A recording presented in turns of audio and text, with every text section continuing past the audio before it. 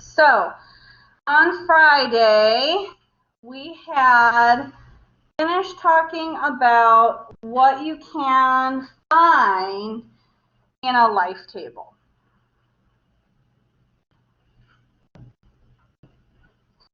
Right, and ultimately the most important information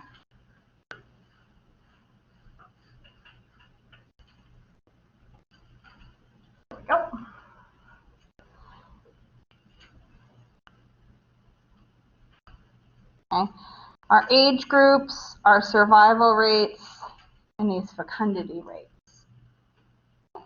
Keeping in mind then that our overall goal is to be able to use this information collectively to figure out if we knew what the population in a given area, right, a density or a total was this year, can we predict or estimate what a total population is in future years? That's the goal, right? That's been sort of what we've been amping up to this whole time. So let's give that a shot. Oh, I always do that. I don't want that. All right, so here's my hypothetical population. I have 100 total individuals. Nice, even, and absolutely unrealistic. Okay, and that's divided into those 3 age classes. Because remember on Friday we said, let me try this over here today.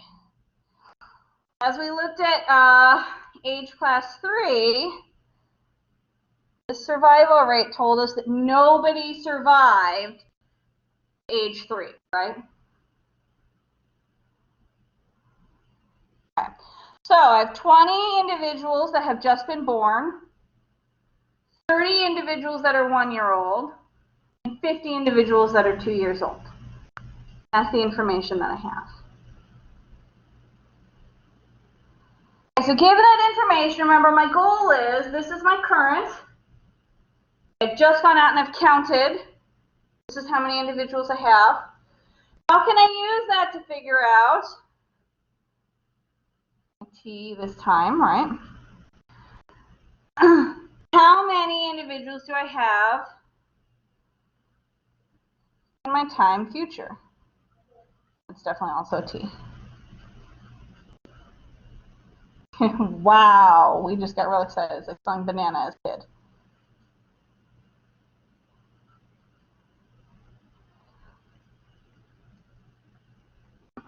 Okay, so we have a lot of information. As we go through this, our goal is to be careful, okay, and be methodical in the information that we have and in the way that we use it.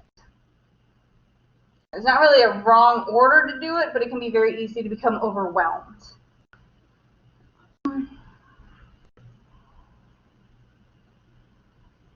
Okay, everybody ready? Okay, here's our first step. Okay. First thing we want to figure out is who lives and who dies.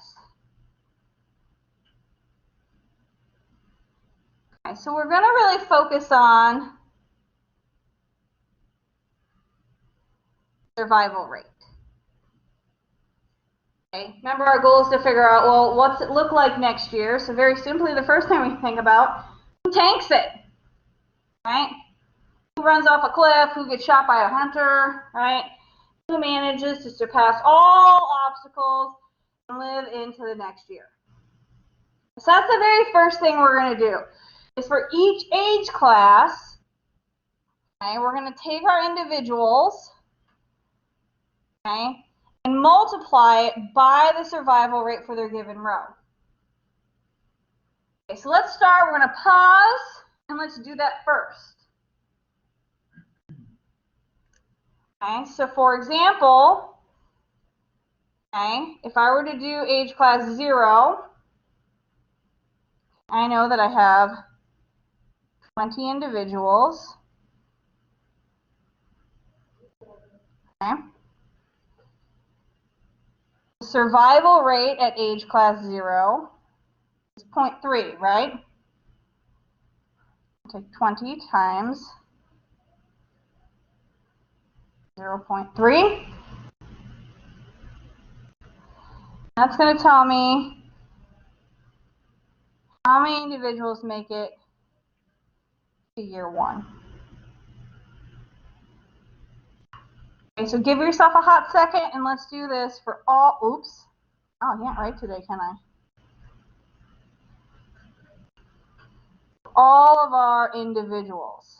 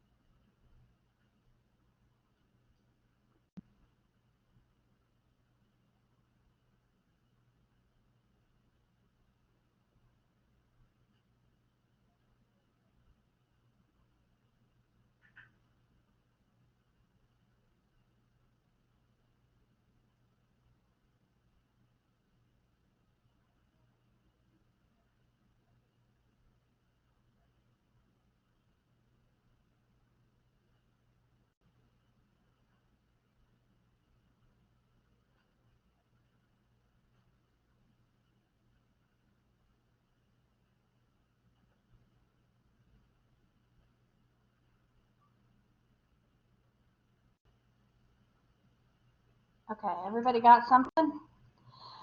Get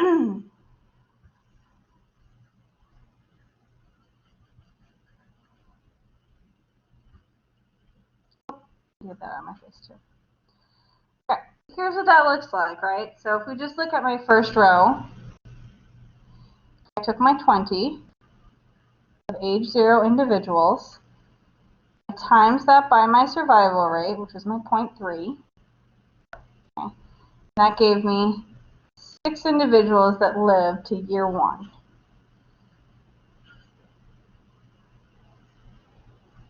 Okay. I did that for each year. So for age 1, I had 30 individuals, which I times by 0.8, 24. Of course, my 2-year-olds, I had 50, but nobody survives. The Thunderdome. Nobody passes into year 3. I have none of that. Okay. I've dropped these down a level just to indicate that these 6-year-olds are now 6 individuals are now 1-year-olds, right? These 24 individuals are now 2-year-olds. And these 0 individuals, well, I mean, they're in the 3-year-old column. Everybody see that notation? I don't care what notation that you use. This is just trying to clarify our next step. This is what I've done very clear. Does everyone see what I've done here? Any questions about this first step? Okay, or the number of individuals that we've ended up with as we've gotten here?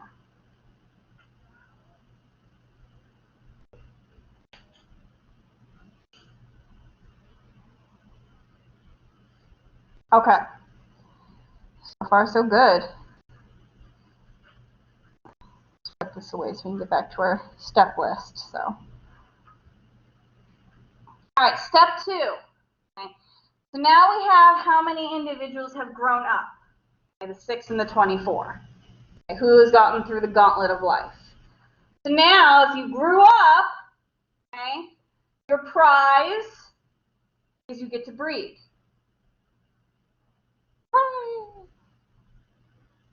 And so that's what we're going to find out. Okay, so if you grew up, no, I'm drawing. If you grew up, so our newest numbers, okay, we're going to take those by the fecundity score. And this is why I drew those in the next column down, because they need to be calculated by the fecundity score of their new age, right? So the 0-year-olds made it to year 1, so they need to be calculated by the 1-year-old score. I'll talk about this or verify this for you in a second. Okay, so everybody gets to have babies. So here's what we need to do. Okay, so remember we had 6 new individuals, right? So it's 6 new 1-year-olds. That was our first new column, correct? Everybody remembers that? I only have one screen up at a time, so. Okay, so we have 1-year-olds. Okay, our 1-year-old fecundity score is 2. Okay, so for every individual, I can have 2 babies. So I'm going to take 6 times 2.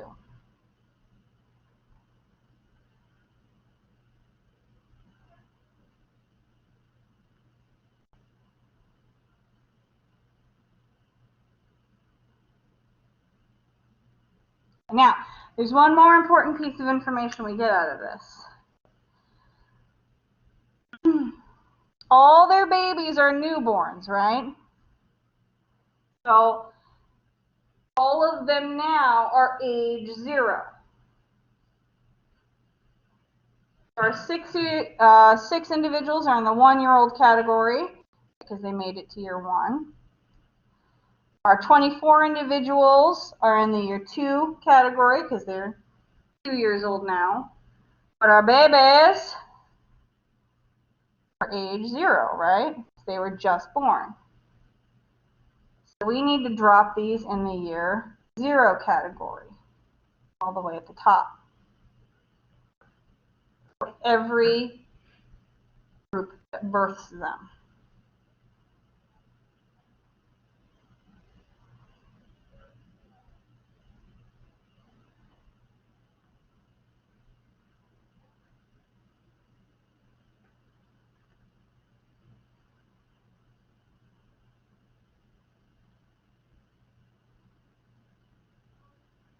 So take a second and see if you can figure out how many babies should be added and where on your chart they belong.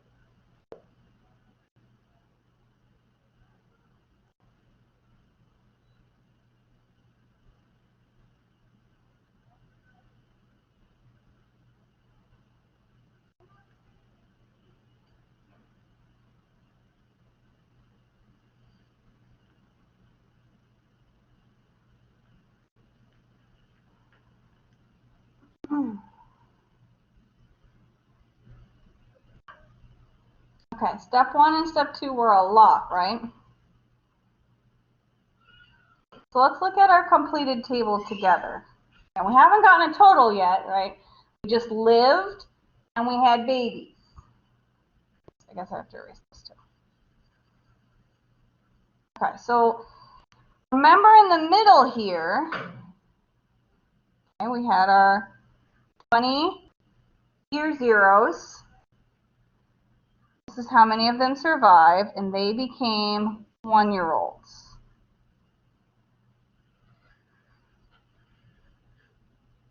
Okay. So then each of our 1-year-olds, remember we had 6 1-year-olds. Okay. Each 1-year-old has a fecundity score of 2. And so each individual can have 2 babies. That would equal 12. So we would put 12 up here. 12 up there for right now. We can see where that 108 comes from. That's not all of the babies, right? We also want to do the same thing. We had our 30, let's change colors. We had our 30 individuals that were 1 year old. And how many of them survived, right? That left us with 24 2-year-olds. Okay, so if I have a 2-year-old, I have a much bigger fecundity score. I'm bigger and I have and hold more babies. I have 24 individuals times 4.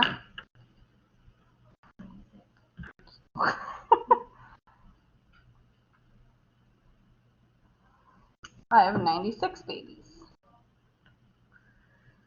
I'm also going to add that up here.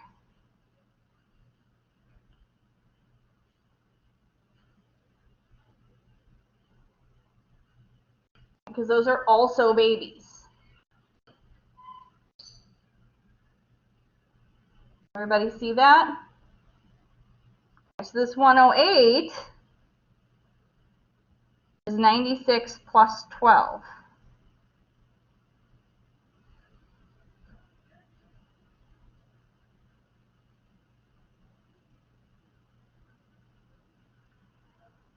And if we had more age classes that were also having babies, then I would add more numbers to that baby group.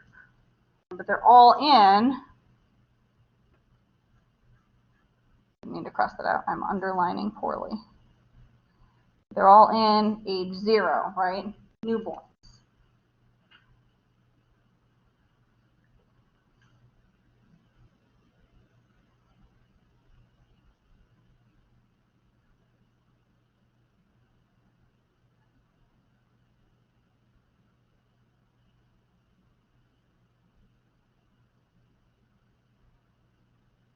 We've done a lot to get here. Basically what we've done is figure out who's lived to the end of the year, reward for living, having babies.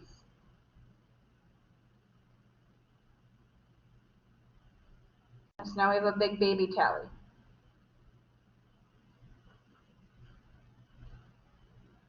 Everybody see how each of these steps have occurred. So how we've gotten each number and where we've put each number.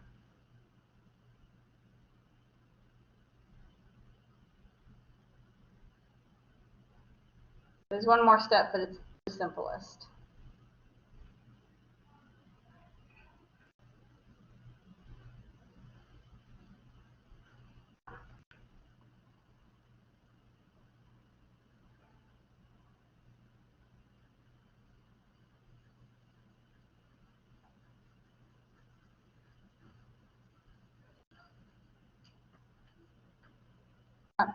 So the last thing we need to do is figure out what is our grand total. Now we're going to answer our question. So we're not quite done.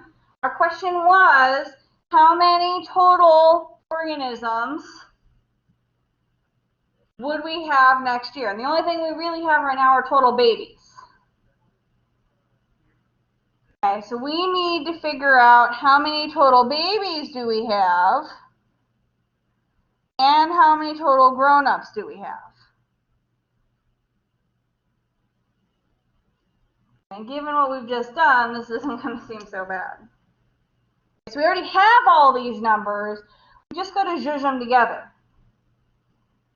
So what I need to do is put our total babies together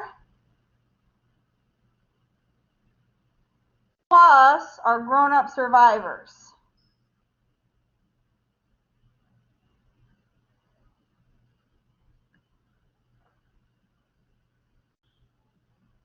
From each age group.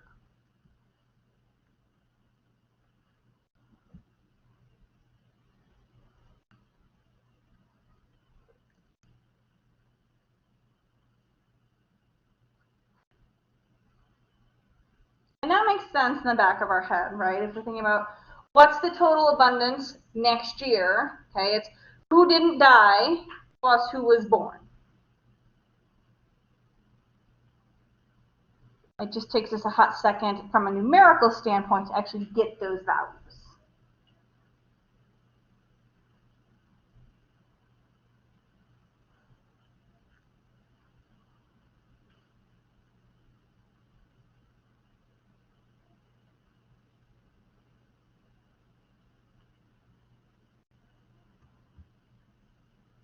And so we still have our total babies. No. Okay. So all I'm going to do then is add in my 1-year-old survivors, my 2-year-old survivors, right? That's 6 and that 24.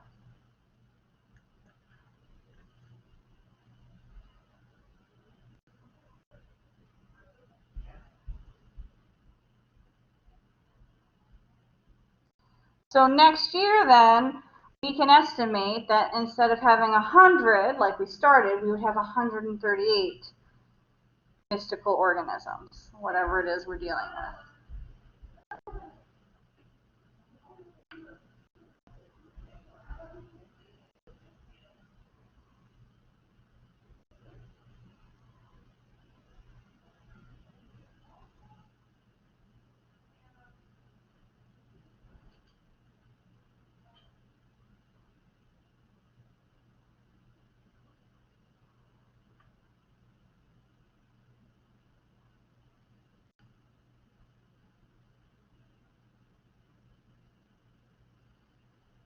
Okay, there's a lot of steps to this. So any questions about any of the steps that we've done along the way, where the numbers come from, or where we put them to get to that 138.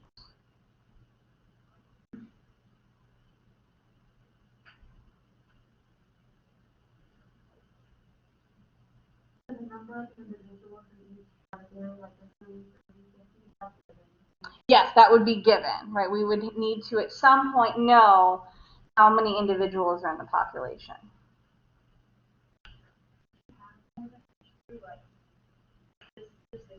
This is correct. So this is just an example. We could have any number of ages, right? So if we did this for humans, right, we could go up to age 75 and jump off the cruise ship. This would take certainly much longer. But you are absolutely correct. This does not need to stop at age 3. And we would see a big variation in fecundity as well if we did something like humans. It would stay at 0 up to something like 12. Okay? Then be very small, then go quite large, and then go very small again, and then hit 0 at 50-ish again, right? But you wouldn't see survivorship drop off until, you know, the 70s or 60s.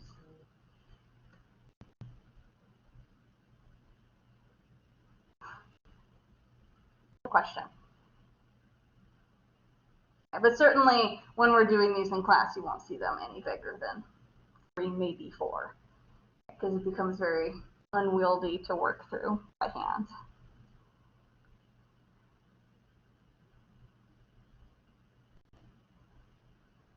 Any other questions?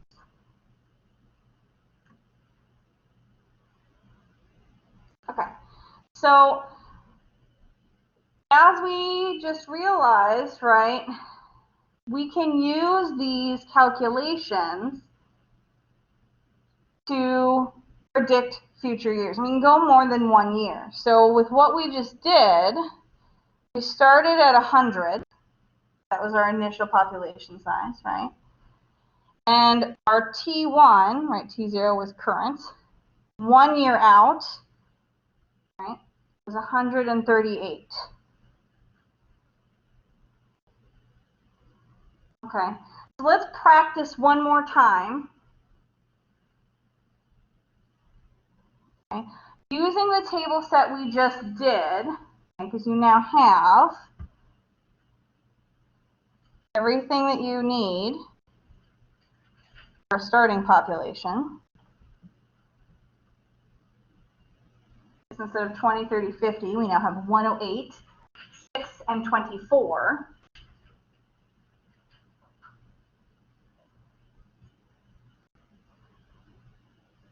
Okay. Let's use the table and calculate the predicted population size for year 2.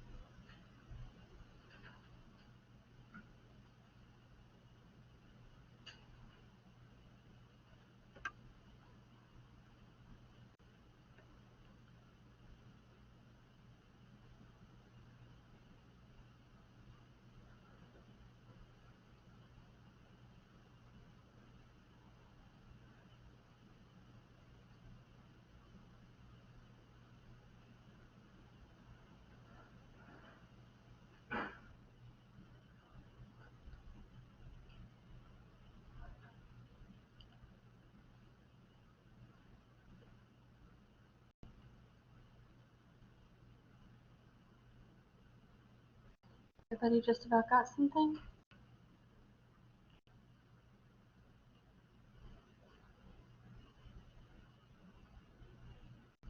Okay. So remember, what's the first step that we wanted to take to get to our final number? What was the first thing we had to do? We did do.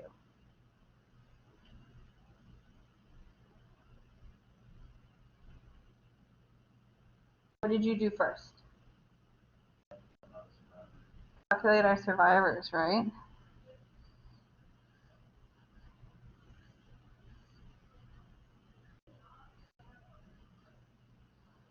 Okay. We have 108 at age 0. 108 times 0.3.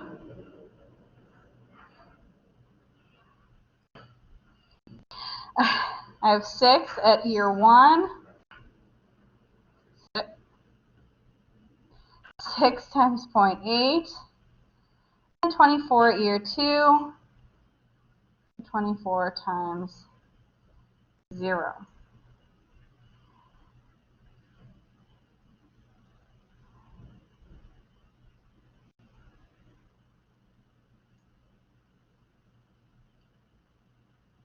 Okay.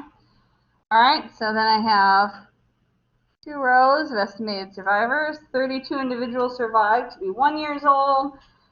4 brave survivors made it to age 2. Any questions about how we got those numbers?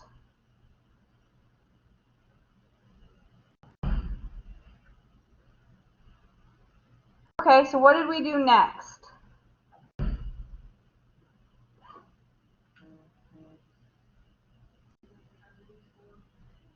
Use our fecundity score. Good. All right, so, no, we're good. So 32 individuals, year 1, 32 times 2.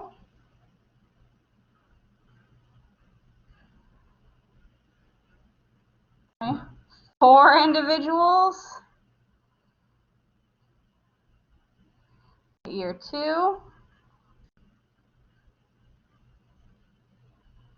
Not as good of a number, is it?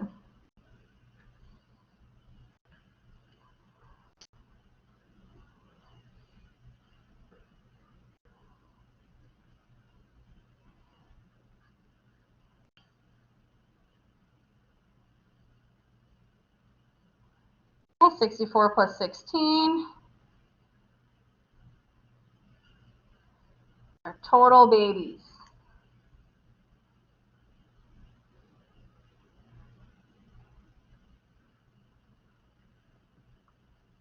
Remember, we want to put our babies in that age 0 class because they be newborns.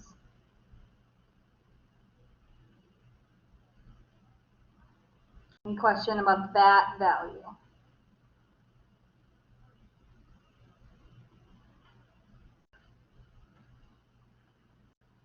All right.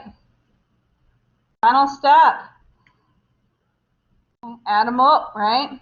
We just want to make sure we're getting our babies plus our adults.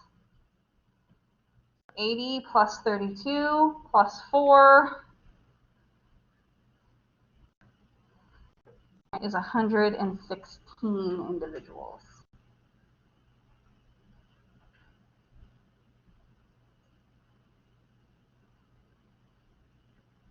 And so if we really wanted to practice this, if this wasn't feeling good, we could then go again, right, Teletubby style, and just grab those numbers, do the next year, and do the next year, and do the next year, right? This is a fairly stable-ish population. We went up in the second year, we've gone down now, just teeny amounts. We should always kind of, ideally, stick around this 100 mark. So you could do this ad infinitum, okay? Get a lot of practice at it, but you could pretty much grab any 3 starting numbers and go through this process and get a pretty good practice out of it if this isn't feeling terribly comfortable for you. Any questions about what we've done here, where these numbers are coming from, or where we're putting them / why?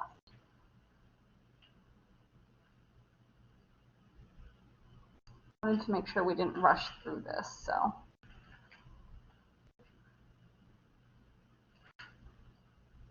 Okay.